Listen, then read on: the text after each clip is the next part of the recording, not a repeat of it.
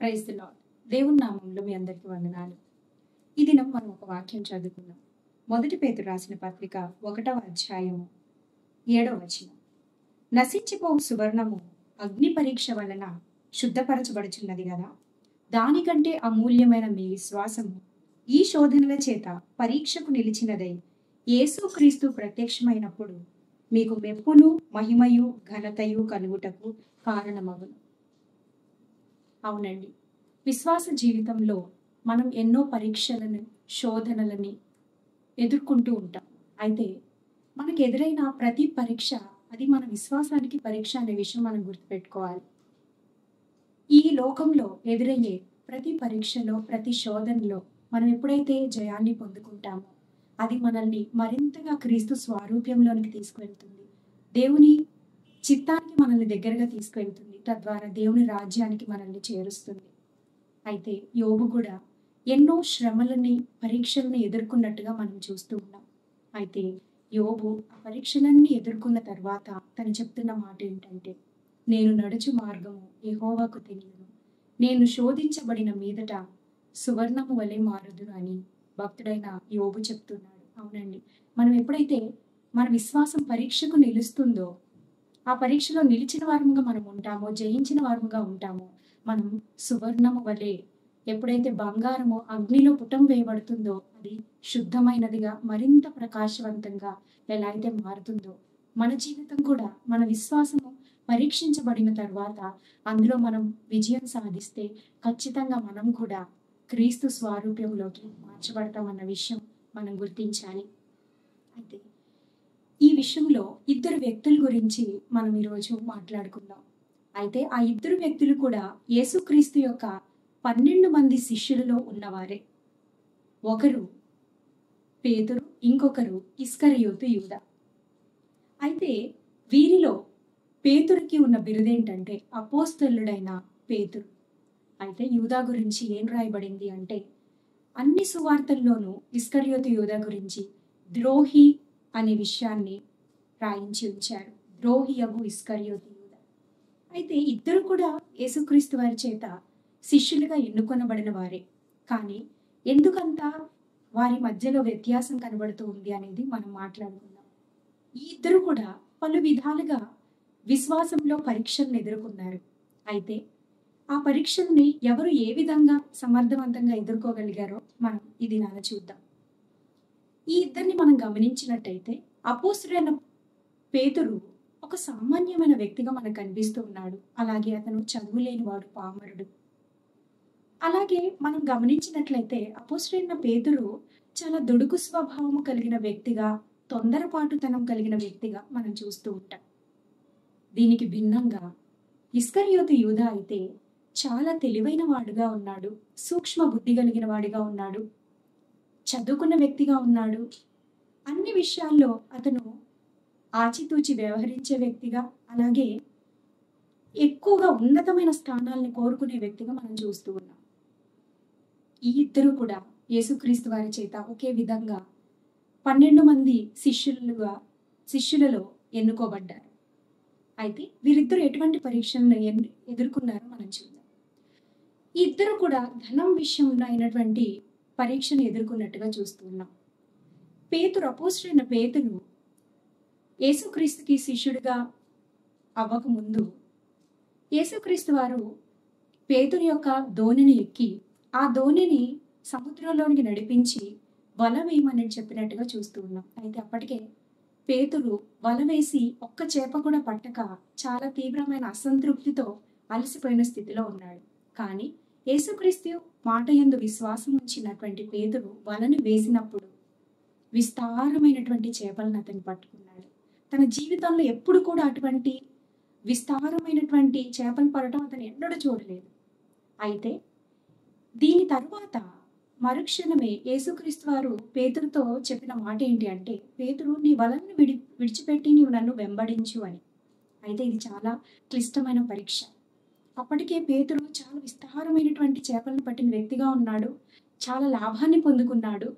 ధనం పరంగా కూడా అతను చాలా ధనాన్ని సమకూర్చుకొని ఉండి ఉంటాడేమో.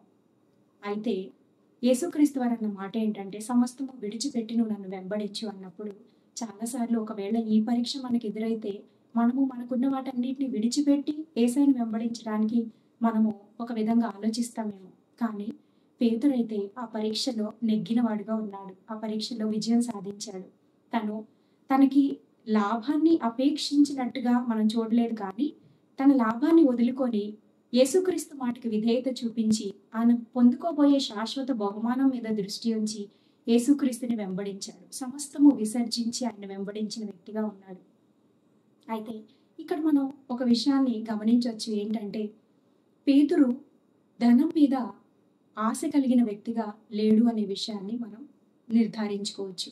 అలాగే ఇంకొక సంఘటనలో మనకేం కనిపిస్తూ ఉంది అంటే, అపోస్తలుడైన పేతురు దేవాలయం యొక్క మెట్లను ఎక్కుతూ దేవాలయంలోకి వెళ్తున్నప్పుడు, ఆ మెట్ల దగ్గర ఒక కుంటివాడైనటువంటి బిచ్చగాడు అతని ఎద్ద ఏమైనా దొరుకునేమో అతని భిక్షం అడుగుతున్నప్పుడు, అపోస్తలుడైన పేతురు ఇలా అంటున్నాడు. ఏంటంటే, వెండి బంగారములు నా యొద్ద లేవు కానీ నాకు కలిగినదే నీకు ఇచ్చుచున్నాను.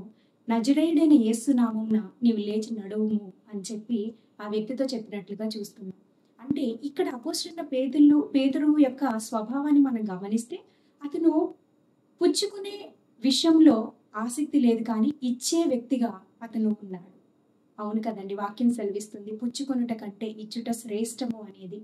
అయితే ఈ మాటని అపోస్తలుడైనటువంటి పేతురు ఎంతో నమ్మినట్టుగా చూస్తూ ఉన్నాం.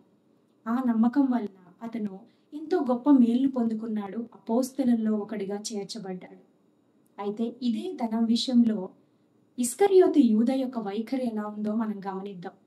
ఇస్కరియోతు యూద యేసుక్రీస్తు యొక్క శిష్యులందరిలో కూడా, బృందం అంతటికీ కూడా ఒక సెక్రటరీగా, లేదంటే ధన వ్యవహారాలన్నీ చూసేటువంటి వ్యక్తిగా ఉన్నట్టుగా చూస్తున్నాం. అతని దగ్గర ఎప్పుడు కూడా డబ్బు సంచి ఉండేది. ఆ సంచిలో ఉన్నటువంటి ధనము వీరు ఎక్కడికైనా వెళ్ళినప్పుడు, బీదలకి సహాయం చేయవలసి వచ్చినప్పుడు, లేదంటే ఎవరైతే సహాయంలో ఉన్నారో వాళ్ళ సహాయం నిమిత్తం ఎప్పుడు కూడా డబ్బు సంచి వారి దగ్గర ఉండేది. అది కూడా ఇస్కరియోతు యూదా దగ్గర ఉండేది. ఎందుకంటే అతను జ్ఞానవంతుడు, తెలివైన వాడు కాబట్టి. అయితే ఈ డబ్బు సంచి ఇస్కరియోతు యూదా దగ్గర ఉన్నప్పుడు, కానీ ఇస్కరియోతు యూదా దాని పట్ల నమ్మకమైన వ్యక్తిగా లేడు. అదే మనం చూస్తూ ఉంటాం. మరి ఒకనాడు బేతనియలో యేసుక్రీస్తు వారు భోజనమునకు కూర్చున్నప్పుడు, అచ్చ జటామాంస అత్తరు, అది చాలా విలువైనది, దాన్ని తీసుకొని దాన్ని పగలగొట్టి యేసుక్రీస్తు పాదముల యొద్ద వేసి యేసుక్రీస్తుని ఆరాధిస్తూ ఉన్న సమయంలో ఇస్కరియోతు యూదా అది చూచి చాలా అసహనంతో, ఈమె ఎందుకు ఎంత ధనాన్ని వృధా చేస్తుంది, ఇదే బీదలకు ఇవ్వచ్చు కదా అన్న మాట యూదా అన్నట్టుగా చూస్తూ ఉన్నాం. అయితే ఇది యూదా బీదల మీద శ్రద్ధ కలిగి కాదు, కానీ అతని యొద్ద డబ్బు సంచి ఉన్నందున అతడు అనుదినము దానిలో వేయబడిన ధనాన్ని దొంగిలించుచూ వచ్చెను అని యోహాను సువార్తలో మనం చూస్తాం. అవునండి, ఇస్కరియోతు యూదా ఒక దొంగ వలె ఉన్నాడు. తన యొద్ద ఉన్నటువంటి ధనాన్ని యేసుక్రీస్తు వారు, లేదంటే బీదల కొరకు ఏదైతే ధనాన్ని సమకూర్చి ఉంచారో దాని నుంచి ధనాన్ని దొంగిలించే వ్యక్తిగా ఉన్నాడు. అయితే ఈ ఇస్కరియోతు యూదా పుచ్చుకునే విషయంలో, అలాగే తనకి అన్నీ కావాలి అనుకునే మనస్తత్వం కలిగిన వాడుగా ఉంటూ ఉన్నాడు. అయితే ఈ మనస్తత్వం అనేది మంచిది కాదు. దేవుడిచ్చినటువంటి పని విషయంలో, దేవుడిచ్చినటువంటి బాధ్యత విషయంలో నమ్మకంగా ఉండాలని దేవుడు ఎదురు చూస్తూ ఉన్నాడు. ఎప్పుడైతే ఇస్కరియోతు యూదా దేవుడు తనకిచ్చినటువంటి బాధ్యత విషయంలో నమ్మకంగా లేడో, తన ఆత్మీయంగా పతనమైనట్టుగా చూస్తూ ఉన్నాం. అదే ఇస్కరియోతు యూదా ఆ తరువాత యేసుక్రీస్తుని ప్రధాన యాజకునికి యొద్ద డబ్బుని తీసుకొని అప్పగించుటకు అతను తీర్మానం తీసుకున్నట్టుగా చూస్తూ ఉన్నాం. అయితే ఇంకొక విషయం మనం వీరిద్దరి మధ్య తేడాని గమనించవచ్చు. అదేంటంటే, గద్దింపునకు లోబడే విషయంలో అపోస్తలుడైనటువంటి పేతురు ఎలా వ్యవహరించాడు, అలాగే ఇస్కరియోతు యూదా ఎలా వ్యవహరించాడో మనం చూద్దాం. అయితే ఇస్కరియోతు యూదాని యేసుక్రీస్తు వారు ఒక విషయంలో గద్దించలేదు, కానీ ఆయనకి ఒక విషయాన్ని అర్థమయ్యేలా చెప్పడానికి ప్రయత్నించినట్టుగా చూస్తూ ఉన్నాం. ఎప్పుడైతే ఇస్కరియోతు యూదా ఈమె ఎందుకు ఈ ధనాన్ని వ్యర్థం చేస్తుంది, ఇది బీదలకు ఇవ్వచ్చు కదా అని మాట్లాడినప్పుడు యేసుక్రీస్తు వారు ఏమంటున్నారంటే, నన్ను పాతిపెట్టు దినమునకు ఏమైనా దాన్ని ఉంచుకొని, బీదలు ఎప్పుడు మీతోనే ఉంటారు కదా అనే మాటని ఎప్పుడైతే యేసుక్రీస్తు వారు అన్నారో, దానిని ఇస్కరియోతు యూదా తీసుకోలేకపోయాడు. తాను అందరి ముందు అవమానం పొందినట్టుగా అతను అనిపించి దాన్ని ఒక కోపంగా అతని మనసులో పెట్టుకున్నట్టుగా చూస్తున్నాం. తద్వారా ఆ తర్వాత యేసుక్రీస్తుని ధనం కొరకు ప్రధాన యాజకుని యొద్ద ధనం పొందుకునేటువంటి ఉద్దేశంతో అమ్మివేసినట్టుగా, లేదు అంటే సిలువకు అప్పగించుటకు వారితో చేతులు కలిపినట్టుగా చూస్తూ ఉన్నాం. అవునండి, ఇస్కరియోతు యూదా గద్దింపుని, లేకపోతే తను ఒక విషయాన్ని అర్థం చేసుకోవడానికి, లేదంటే గద్దింపుని తీసుకోవడానికి అతను ఇష్టపడట్లేదు. అతనిలో వినయం కలిగిన మనస్సు లేదు. అదే మనం పేతురుని తీసుకున్నట్లయితే, పేతురు యేసయ్య ఎప్పుడైతే సిలువకు అప్పగింపబడిపోతున్నాడు అని తెలుసుకున్నాడో, అప్పుడు తను తొందరపాటులో యేసుక్రీస్తును వారిస్తూ, నువ్వు సిలువకు వెళ్ళడానికి వీల్లేదు, ఇది నీకు దూరం అవును కాక అని యేసయ్యని ఆపుతున్నట్టుగా చూస్తున్నాం. ఎప్పుడైతే పేతురు అలా చేశాడో, యేసుక్రీస్తు వారు ఆయన్ని గద్దిస్తూ, సాతానా వెనుకకి పో అని గట్టిగా గద్దించినట్టుగా చూస్తున్నాం. అందరి ముందు పేతురు యాక్చువల్గా అయితే అవమానపడి ఉండవచ్చు, కానీ పేతురు అలా చేయలేదు. నీతిమంతుని గద్దింపు ఆశీర్వాదకరం అనే మాట చూస్తాం. అదే పేతురు తీసుకొని తను దాని గురించి నొచ్చుకోలేదు, కానీ దాన్ని బట్టి అతను ఒక పాఠాన్ని నేర్చుకున్నట్టుగా చూస్తూ ఉన్నాం. ఆ తర్వాత యేసుక్రీస్తు వారు అడుగుతారు, ఎంతో మంది శిష్యులు వెనుక తీసి ఆయన వెంబడించుట మానివేసినప్పుడు యేసుక్రీస్తు వారు ఇలా అంటారు, మీరు కూడా నన్ను విడిచి వెళ్ళిపోవాలనుకుంటున్నారా అని అడిగినప్పుడు, అప్పుడు పేతురు చెప్పిన మాట ఏంటంటే, అయ్యా, మేము ఎక్కడికి వెళ్ళగలము, నీవే కదా నిత్య జీవపు మాటలు కలిగిన వాడవు అని అన్నట్టుగా మనం చూస్తూ ఉన్నాం. అవునండి, పేతురైతే ఆయన గద్దింపునకు లోబడ్డాడు, కానీ ఇస్కరియోతు యూదా లోబడే మనస్తత్వం లేక తను ఆత్మీయతలో దిగజారిపోయినట్లుగా చూస్తున్నాం.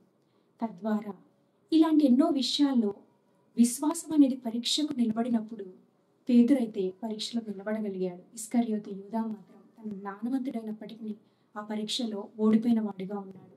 అయితే అతను ఏం కోల్పోయాడో తెలుసా? మనము ప్రకటన గ్రంథం 21వ అధ్యాయము చూసినట్లయితే పరలోకపు పట్టణం గురించి రాయబడి ఉంది. అదేంటంటే, ఆ యొక్క పట్టణంలో ప్రాకారము 12 పునాదులు గలది. ఆ పునాదుల పైన గొర్రెపిల్ల యొక్క 12 అపోస్తలుల 12 పేర్లు కనబడుచున్నవి. అవునండి, ఆ పరిశుద్ధ పట్టణము ప్రాకారంలో 12 పునాదులు ఉన్నాయంట. ప్రతి పునాది మీద 12 అపోస్తలుల పేర్లు రాయబడి ఉన్నాయి.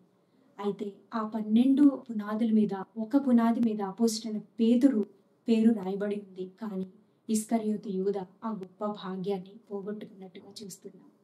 అవును, యాకోబు పత్రిక 1వ అధ్యాయం 12వ వచనంలో ఇలా రాయబడి ఉంది, శోధన సహించువాడు ధన్యుడు, అతడు శోధనకు నిలిచిన వాడే దేవుడు తన్ను ప్రేమించు వారికి ఇవ్వబోయే జీవ కిరీటాన్ని పొందుకుంటాడు అని. అయితే ఆ కిరీటాన్ని పొందుకోకుండానే ఇస్కరియోతు యూదా తను మరణం పాలయ్యాడు. అలాగే తన విశ్వాసాన్ని కోల్పోయి ఆయన ఎంతో నష్టపోయినట్టుగా చూస్తున్నాం. ఇది మన విశ్వాసం పరీక్షకు నిలవబడినప్పుడు మనం ఎలా ప్రతిస్పందిస్తున్నాము? ఆ పరీక్షలో మనం విజయం సాధించే వారిగా ఉన్నామా, లేకపోతే మనము పరీక్షలో ఓడిపోతున్నాము? ఒకవేళ మనము ధనానికి బానిసలం అయిపోతే మనము ఇస్కరియోతు యూదాకి సహచరులు అయిపోతామేమో. అలా ఉండడానికి వీల్లేదు. దేవుడు ఈ లోకంలో మనల్ని ఉంచిన ఆ కాలం అంతా కూడా మనం దేవుని కొరకు నమ్మకంగా బ్రతికి మనం విశ్వాసంలో ఎదురయ్యే ప్రతి పరీక్షలో మనం నెగ్గినప్పుడు ఆ పరలోకపు పట్టణంలో, ఆ గొప్ప పట్టణంలో మనము యుగ యుగములు నిలిచేటువంటి భాగ్యాన్ని పొందుకుంటాము. దేవుడి చిన్న మాటలు దీవించుగాక.